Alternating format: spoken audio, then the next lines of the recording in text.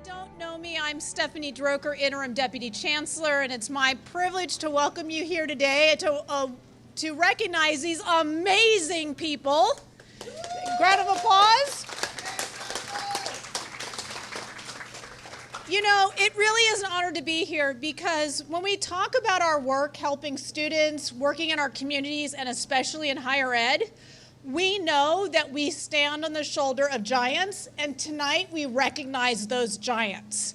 So thank you for being here.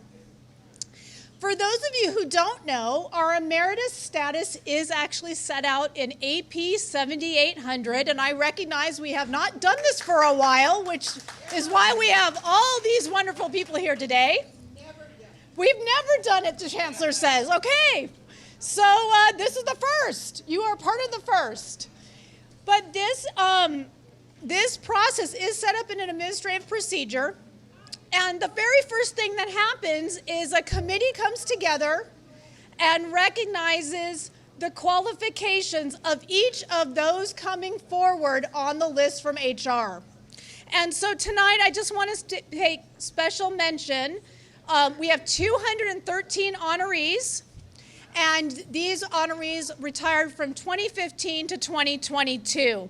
And so I want to take a moment and thank the committee, Nikki Gonzalez-Ewan, our trustee, Matthew Goldstein from faculty, Joseph Belansky from faculty, Stacy Shears from administration, Denise Richardson from administration, Ramona Butler, and Kawana Rollins, both classified professionals. So please take a moment and give those individuals a thank you.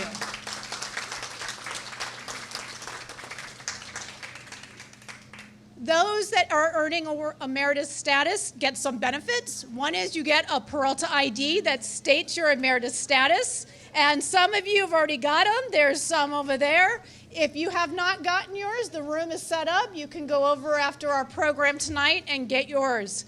But you're also entitled to free parking at College of Alameda, Laney, and Merritt. Woohoo! You get full access to the library and library resources, including the computers, and discounts to college and district events. So you are a permanent part of the Peralta family, and we know, retirees, that we see you at all the events, and the support that you continue to give our students is amazing. So thank you. I also want to take a moment and thank the individuals that put this event together. So the DGS staff, thank you. I see many of you here. Our security staff, I see Etheria and Tim Thomas back over there. I want to thank Sasha Amiri and Tashetta Henry from the Chancellor's office. The HR staff, including Socorro and Nora, who welcomed you as you came in today. Woohoo! And also Mark Johnson and the communications and marketing staff. Thank you so much for everything you did today. I also want to make note of some special attendees today. We understand Marie Elaine Burns, are you in the room? Woohoo, Marie Elaine, former president of Merritt College. Thank you for being here. I know I saw her. Linda Handy, where are you? Back there, all right. And Linda, you come with a whole crew, right? Kevin Jenkins, who was our former trustee and now Oakland council member, former Patricia Brooks, chief of staff for the city council, Kamika Dunlap, communications director for city council, Gabriela Vilas Suarez, aide to the city council. You got the whole city back there. Thank you, Trustee Handy. And is Lisa Hogan back there too? Not yet. Okay. Jose Ortiz, are you in the room? Woohoo! Former Chancellor Ortiz, thank you for being here. I know he's here. VP of Trustee Quinlan and Emeritus back there. Thank you for being here, sir. Also, I want to recognize our board members, Bill Withrow, who's up here in front, Paulina Gonzalez-Brito, Nikki Gonzalez-Ewan, Cindy Napola Ballariz, President Diana Delphine Polk, Shawit Johannes, and our student trustee, Natasha Masson. Thank you for your service and everything you do for Peralta. All right. I want to take a moment and introduce our Chancellor, Dr. Jeanette M. Jackson, who's actually retired several times. She's back here with us, leading us through these times. And Dr. Jackson, please come up.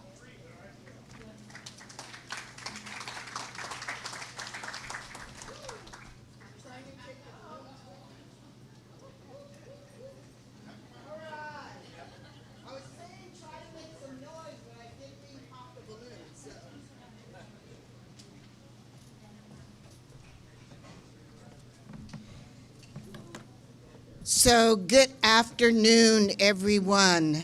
Our first and definitely not our last Emeritus reception. Oh, did something go off? Okay, now I can hear myself. Thank you. And I mean that sincerely. Many times we don't tell people thank you until it's too late. And we don't want to do that. We do have some retirees that we are recognizing posthumously, but we should not let that happen again. And I will ask for a moment of silence for those individuals at the beginning rather than at the end, because they are certainly still with us. And I'm sure when I announce their names, some of you may recognize them. Some of them I have stories, but it's like Vegas. What goes on in Vegas needs to sometimes stay in Vegas. But let me just let you know some of the individuals who could not be here with us today. In memoriam, Carlotta Campbell, and I'm doing this in alphabetical order, faculty member at College of Alameda. I hired Carlotta when I was the Vice President of Instruction at College of Alameda. Bob Grill. A lot of you know Bob as Uncle Bob, and Bob, too, was at College of Alameda. Loretta Newsom, classified professional. Donna Petrelli, Seth Sterner, and Nathan Strong.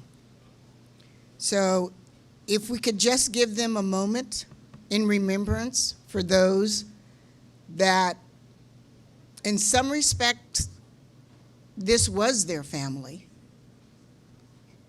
and they gave their all to the number of years. And I'm going to share some statistics after this, but if we could just have a moment of silence for those that aren't with us. Thank you.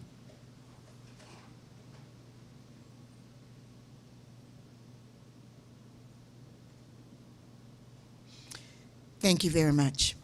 I will say one thing about Bob. Bob was the academic senate at College of Alameda, and for a long time he was also the district academic senate president. And Bob liked to work in the evening, and I worked in the evening because I would be in meetings all day, and I still do this. I tend to do my work after 5 o'clock because it's kind of uninterrupted. And Bob was a techie and I was a techie, so we had a special relationship.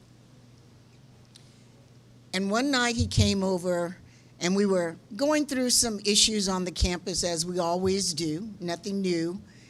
And he said, you know, Dr. J, I really like you and I agree with what you're saying, but when we get out in public, I'm sticking with the faculty. So I just want you to know that, but if you ever say I said that, I'll deny it. He's not here to deny it, so I'm saying it. So that's the kind of staff, faculty, classified professionals, and administrators that we have, and trustees also.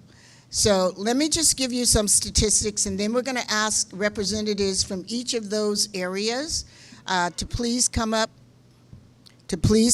and share. I think one mic is over the other, so I'll try to lean down to the one. So with our faculty that are being recognized today, there's 114 out of the 300 or the 213. 114 of those are faculty members. They have a total years of service of 2,365 years, not days. Their average tenure was 41 years. The longest serving was Lynn Robertson, and she was here for 44 years. For classified professionals, and this also includes confidential, we had 79 years of service to this district. 79 classified professionals are being recognized. They had a total years of service, because I thought that's really low, 1,764, or 84, excuse me, 1,784 years. The average tenure was 22.5 years, and the longest serving was Clifford Gibson at 48 years. Administrators, we had 17 administrators. Total years, 188. The average tenure, 11 years, and the longest serving, Peter Crabtree, for 27 years. Trustees, we have 2 emeritus trustees that we're recognizing. Total years, 39. Average tenure, 19.5 years. And the longest serving, Linda Handy, with 20 years. And she's here today. Thank you, Linda. So we had a total number of years of all of the emerita that are being recognized was and is 4,396 years. Imagine, I didn't even figure out what age you would be, but probably 4,396. So that, please, that is amazing. That is amazing. Give yourselves a round of applause.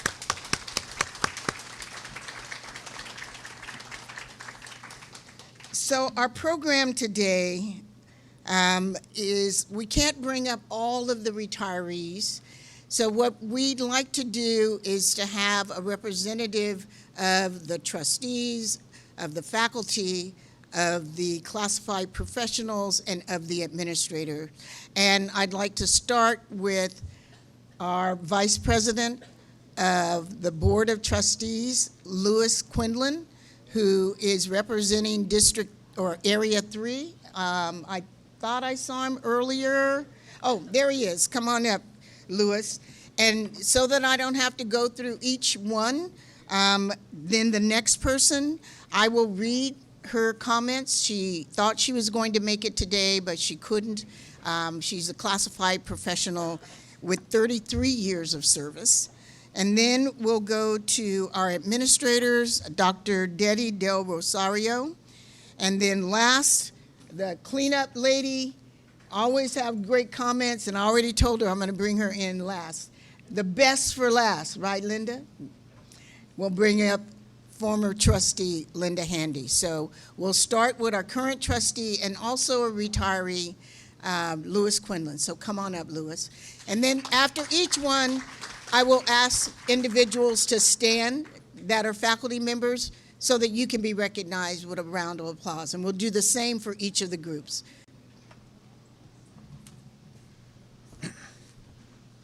Thank you, Chancellor. So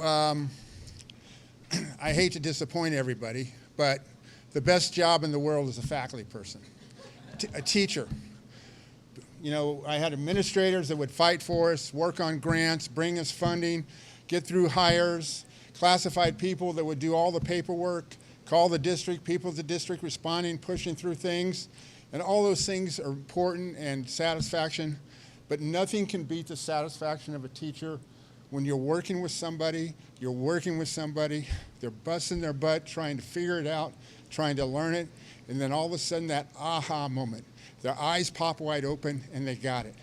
That is pure joy. There is no high like that in the world for somebody that is a teacher. So the other thing I would like to say, we have a lot of people here with a lot of service. And you think about the number of students. You know, I'm fond of saying every person in here has had the same job. And that's student success. That's the reason we're all here. If you think about the number of students that all of us together have served, it's not in the thousands, it's not in the tens of thousands. It's probably many, many more than that. And you look at the people that are in this community and in the state and probably some around the country and some around the world, the impact that we've had on their lives, not just teachers, administrators, trustees, everybody else, but how many aha moments we've been able to create for people, how many people have families and homes and things like that and contributing to their community because of what Peralta has brought to their lives. It's just unimaginable and unthinkable how big a role this college, this district has played in the community here. So thank you.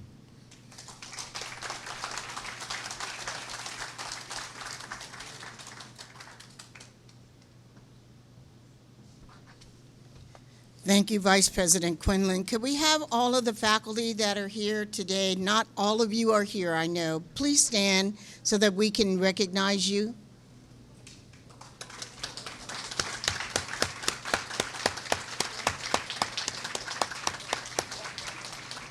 Thank you so much.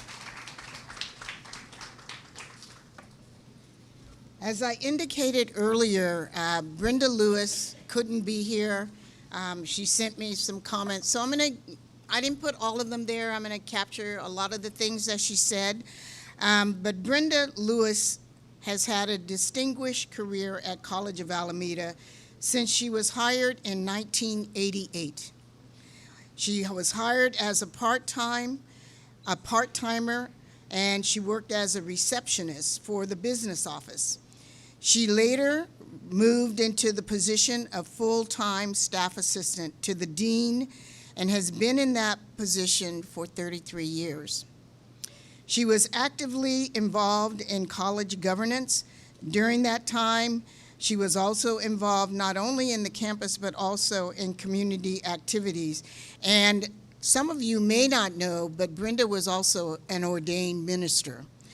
So Reverend Lewis served as president of the Classified Senate for 3 two-year terms. And she was the co-chair of the College Council. The high point of her tenure as a Classified Senate president was securing classified professional development funds to conduct a one-day training retreat during spring break. And why spring break? Because there were no faculty on campus and there were no students, unless they were coming for services. And her reasoning was, that way, Dr. J, all of the classified staff can attend.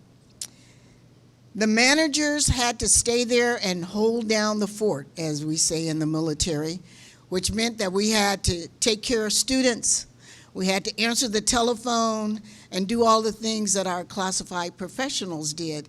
And I know, because I was one of those administrators, and I got exactly what it feels like sitting in front of a desk at a counter with people coming in asking questions that you really didn't know the answer to. And I'd have to turn and say, well, let me just check with someone. And I didn't say, oh, I'm the president. I just said, let me check with someone. And you get to see what it's really like. That show that comes on, Undercover Boss, you really get to see what it's like. So while working at full-time at College of Alameda, she earned her baccalaureate in pastoral studies and a Master's of Divinity degree. Reverend Lewis is currently working on completing her studies for a doctorate in ministry degree, and recently she moved to the Central Valley to be close to her daughter and family. She regrets not being able to make it today. She says what she misses most are the people. It was the Peralta family that kept me here for 33 years. So again, all of those classified professionals that are being recognized today, if you could please stand to be recognized. And I know there's some in here because I know you. Thank you. Next, I'm going to ask Dr. Detty Del Rosario to come forward, representing the administrators. And like me, she retired, but she's back again. Come on, Detty. Thank you, Dr. Jackson. Good afternoon, everyone.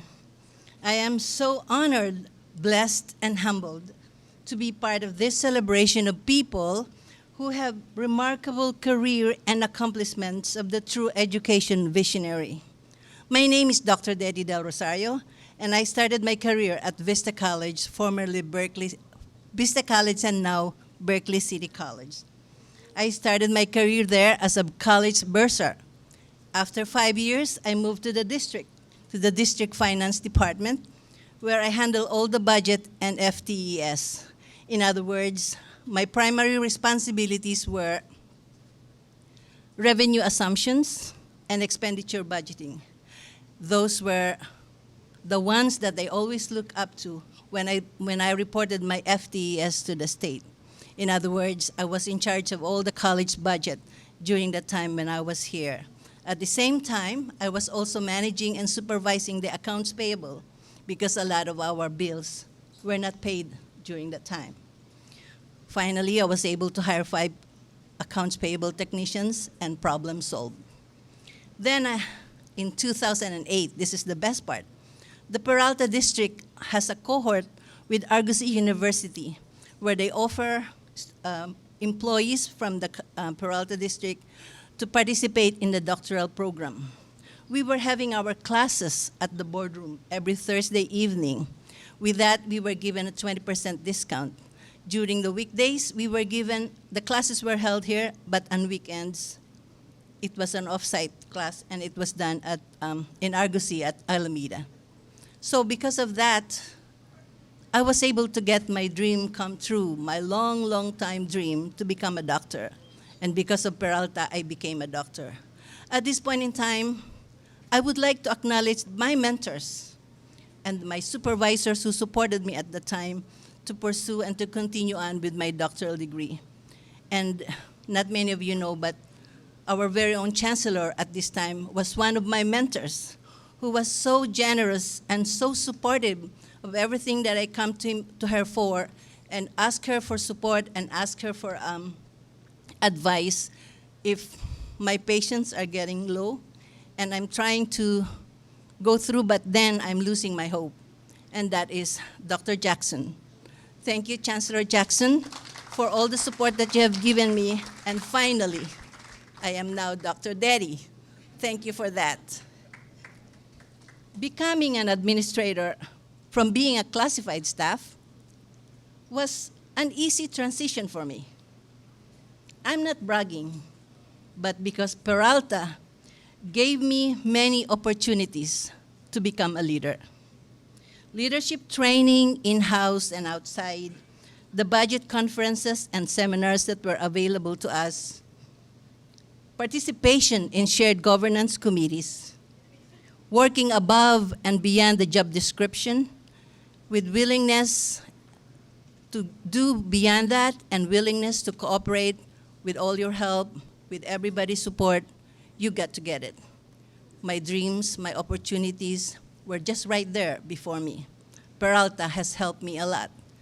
And so, having said that, when I became an administrator, becoming a leader is not a hard task. It has become so easy for me to transition because I have been every level from classified to administrator.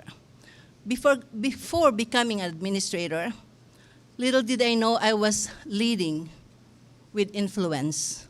I was not leading with authority because there was no power vested upon me, but I was leading with confidence and influence because of the people that I worked with and worked for. They gave me all the confidence to do what I can do and stretched me more than what I can do. Then that prepared me to become a leader, a better manager, not only thinking of what is for today, the day-to-day activities, but thinking of the vision that I can have for the college. I transitioned to Merritt College after my graduation. I became the Director of Business and Admin Services there. I was there for 6 years, and they say I was the longest business director ever that stayed at Merritt College. Because again, I came from being a classified, understanding everybody's feelings, trying to understand them, and becoming an administrator, I still believe that it's through them that I made my success at Merritt College. So I retired in 2018, and in December, I collected my Social Security. So that was good. That was the good part. I had my CalPERS, I had my Social Security, I'm rich. However, so I just did all my succulents, my backyard gardening, wrote a book, managed my own accounting firm, did all the accounting for my church. Then one day I got a call if I'm interested in coming back, just to help out for 3 months. 3 months, because it was March. They needed somebody to help them close the books, to help them do all the budget development process. Thank you, Dr. Besikoff, for giving me that opportunity. And I heard also that it's Dr. Jackson, who was also instrumental in hiring me back. 3 months passed. I'm still here. It was extended for another 6 months, then another 6 months, and then I'm here until March. Hopefully, we will find the best candidate when they advertise it, and I'm still here. Coming back as a retiree is not hard, but it's very, very, very fulfilling. I felt I have so much to share. I felt I have done enough training and enough knowledge, institutional memory that I can share with, especially with the migration to PeopleSoft, how we created all those combo codes, what is the logic behind that, behind all those madness, what is the 23-digit code. When I came back, it's the same. Nothing has changed. The standard operating procedures are still the same. The manual that I created when I was at Merritt, they're still using it. I'm so happy for that. And when the president of Merritt College was telling me that they're still using the manuals that I did, it made me feel so good. I did my best. You know, going to a retirement is not just a breaking of what you're doing in your life. It's having a peace with yourself, that you have done everything and everything that you can. You have accomplished your mission. You have accomplished your goal. And during the time, you gave it your all. Now, coming back now as a retiree, it's different. I'm not here for the money. I'm here to train people so that I can pass on everything that I had, every knowledge that I had acquired through Peralta. I came back because of the culture of Peralta. We are as a family. I came back because I want to give back. I came back because I want to share what I had and what Peralta had done for me. And it's really, really something that when you get to be 70, you get to think back. And what have you done? What have you accomplished in your life? You know, there was a saying that talks about the common destiny for all. And I will state it, and I will quote it. The race is not to the swift, or the battle to the strong, nor does food come to the wise, or wealth to the brilliant, or favor to the learned. But time and chance happen to them all. Ecclesiastes 9:11. Thank you, everyone.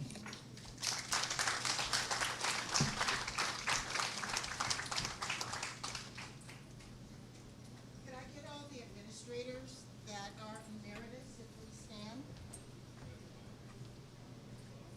Oh, come on. I thought it was more than two. Thank you. Thank you so much. And now we'll have our final testimonial. That would be by our former trustee representing the trustees, Trustee Linda Handy. And when I see Linda out in public, I can't help it. I automatically say Trustee Handy. And she said, Dr. J, I'm no longer a trustee. Trustee Linda Handy, please come up.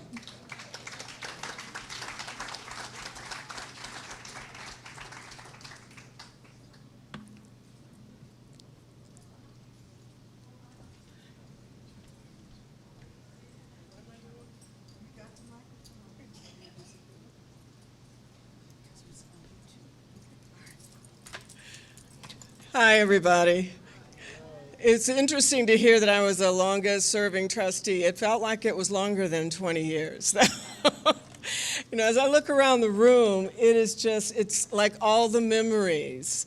All of you folks that were here when I came in, and you know, retirement, you just kind of disappear, and then you see the faces, and then you remember the good times we had when you guys were come together to help us put together the foundation, help us to do our fundraising events for the foundation. It's amazing that the employees were the ones who created. You know, the employees raised the first $1 million for our foundation, and those ladies are still in this room. Sephora, Dante, all of these folks, that was the specialness of Peralta. That was the Peralta family. And I think we really have to work hard to teach our youngsters that are still here that same ethic that we had, because it's just a challenge. Hey, Jose, I see you back there.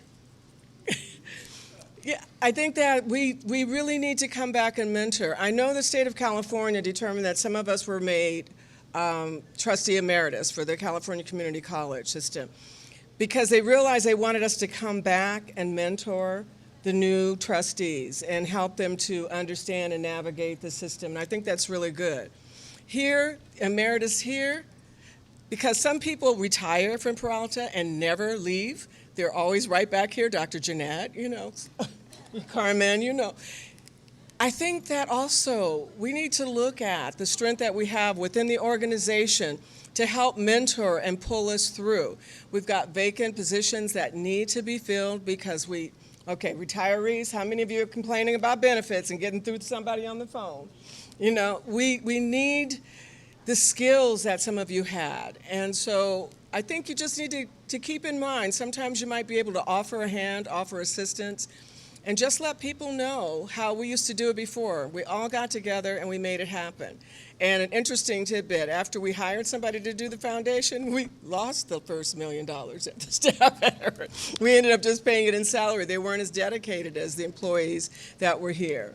So when I came on to this board, there was a trustee who was inviting me to come and, you know, why don't you come and run for office? And they said, oh, don't worry about it. It's only like 2 meetings a month, right?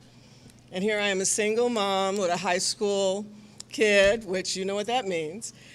It was on all the time. And I thought, okay, I can manage working and then I can manage that. After like my first month, when I'd had about like 5 meetings per week, I said to Bill, I thought you said this was only 2 meetings a month. And he said, girl, you were bamboozled. Once I retired, I was shocked at how much time I had. You think trustees just appear, but there's so many things behind the scenes that we have to know about, that we have to learn about. We used to get these binders delivered to our door. Remember Beth, you guys? Beth had to collate all those binders, and there were like 18 of them that had to be delivered to our doors by 2 o'clock on the Thursday before the meeting. Every single piece that we read, this is before electronics, that's what we had to do. There are a lot of phone calls from the community. There's a lot of concern from employees. So we have a tedious role. Our role is fiduciary, not operational, but that doesn't mean that people don't call us and let us know where we could do better, where there are challenges and where there's need. My phone didn't stop ringing after I retired. They're still calling. But again, I'm just really glad that I made the choice to spend 20 years. I don't know how that happened. It was insidious. It wasn't the plan. I thought, yeah, 4 years and we'll be done. And then also right here, this is my buddy right here. This guy is the most brilliant guy that I know. How many words per minute do you read, Bill? How many words per minute do you read? Up to 13,000. This guy, this is it. He used to take budgets and condense them and give them to the President of the United States. And once we found out over cocktails, after I've been flying for a while, that we both were in the same business. He was in Black Ops and I was working for the company airline. So he would often say to me, we'd be talking about stuff. He says, you know, that's confidential information, young lady. And I said, yeah, but I was there in Diego Garcia. I was there on, Midway Island. Dr. J, military, you name it, wherever the military were, I was there. We were flying the troops in. We were trying the families in and all of that. So the time that I've had with this man has just been absolutely incredible. We have done every lobbying trip in February. That's how you got the Barbara Lee building, how you get the Fine Arts building, the auto diesel. All of that came from trustees who were giving up their time. I have to be honest. They bamboozled me because I thought I was going to be working with students as a trustee, so I didn't read the fine print. So I had to figure out a way to spend time with the students so that I wouldn't be cussing every day because of this role that I was tricked into. And I started taking students to the Congressional Black Caucus, and I raised money. I extorted from the presidents. I said, I know how much you make, so can you please just give us $1,500 to take one student? And those students are now, many of them have their master's degree. Montel Floyd just called us while we were here, saying, what are you guys doing? You know, we follow these students. They never leave our lives. And every February, Bill and I would go to Washington, D.C. with Meredith Brown, the other trustee, and we would do the lobbying. And why is it in February? Because nobody else wants to come to Washington in February. So it's a very, very big deal. And we spend all of that time, hours, days, sometimes tracking 19,000 miles, steps in a day. But this is the stuff that goes behind the scenes of being a trustee. You guys make everything happen within the classroom. We make sure that there are classrooms and that there are buildings. That's how that partnership worked. So anyway, I just want to recognize my colleague who's over there whispering, Bill, you see? Bill Riley. Bill, why don't you stand up for a second? Now this man, not only did he trick me into taking this position and running for this office, but also since he's retired, do you guys know that this man has been responsible for our golf tournaments and that he pretty much sells them out by himself? We have people flying in from all over the country to attend, and our the one before last, we made $100,000 on that one day in a golf tournament with the William Riley Golf Tournament. And then for those who you don't know, last week we had the honor of naming the stadium after Dr. William Riley. We wouldn't have had it if it wasn't for him. We named the football field after Stan Peters, who you all know, 40 years he gave to us. And we named the track field after Proverb Jacobs. Amazing, amazing to be able to give people recognition in their own time. So I've talked enough. Is there anything else you need me to cover, Dr. Che? Okay. Well, thank you guys. It is just wonderful to see you all here. I'm so glad that you all are being recognized and given your flowers in your own time, and I'm glad that I'm getting my flowers too. Thank you.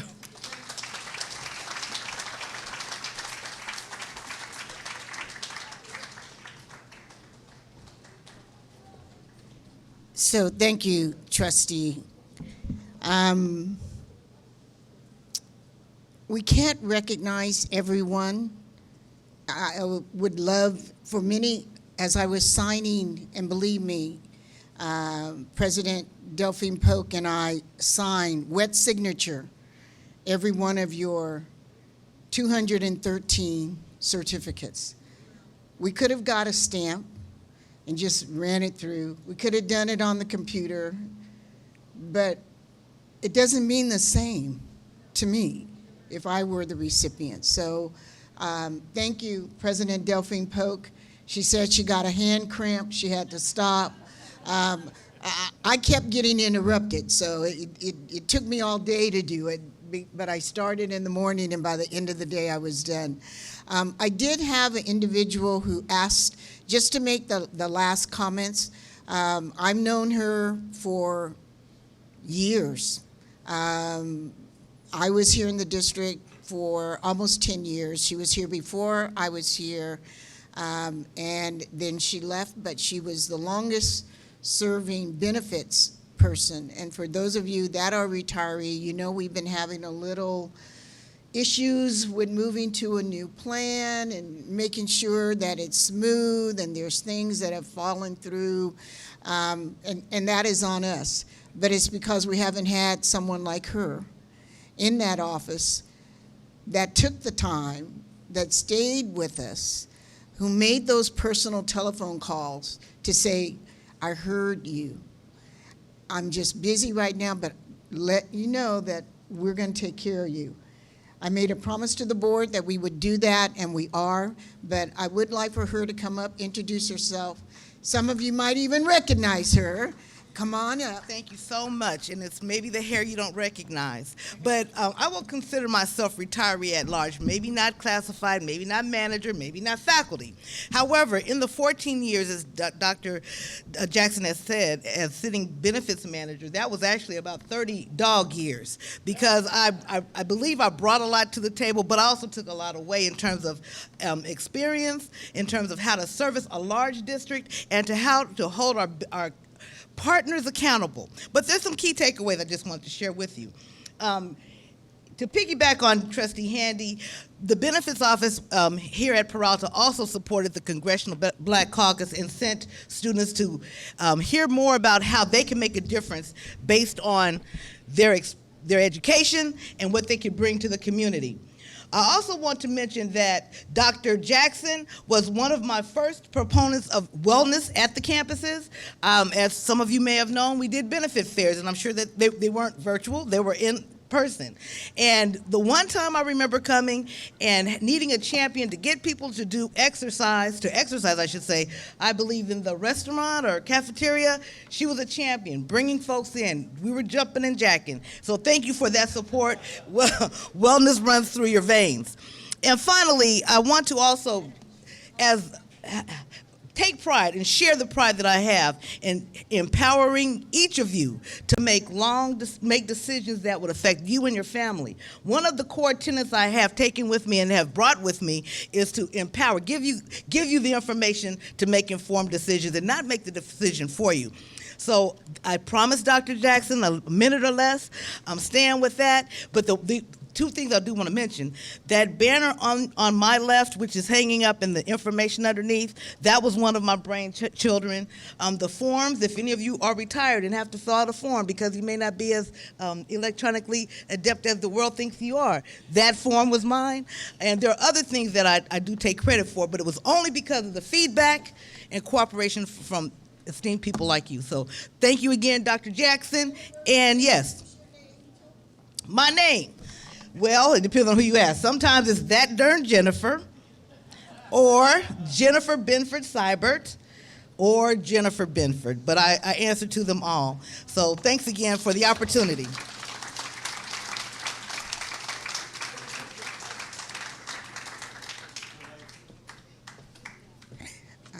I do remember that time in the cafeteria, and they couldn't believe the president's out there doing jumping jacks. So yes, you have to lead by example if you want people, and I've kept that philosophy. We have to go to closed session. However, there is plenty of food still here. Please help yourselves. Please go around, not just stay with your table, because you may have seen someone at another table, but you're not sure. Get close enough. Well, it fell off again, your name tag. But I want to, again, thank you. Let this not be the last time. If I can leave a legacy, the reason I came back to Peralta, not because of the money. You'll hear people say it's because of the money. I think after 30 plus years, you should get what you deserve. But it was because of the people. It was because of the Peralta family. It was because, and I know you've heard this before, the Peralta way. It may not be that way, but it's the Peralta way. So this is the Peralta way, getting together, celebrating our successes, and let this not be the last time that you come to the district. And like what Trustee Handy said, if you would love to do volunteer, we can pay you to come in and help us. We need help. We really are understaffed right now. So anything that you can do to assist, we would appreciate it. You have a lot of talent. You heard how many years, over 4,000 years of experience. That's a long time. So thank you so much. A round of applause to all of you. We really absolutely appreciate you. And this is just a token of that appreciation. So take care and God bless. And we'll talk to you later.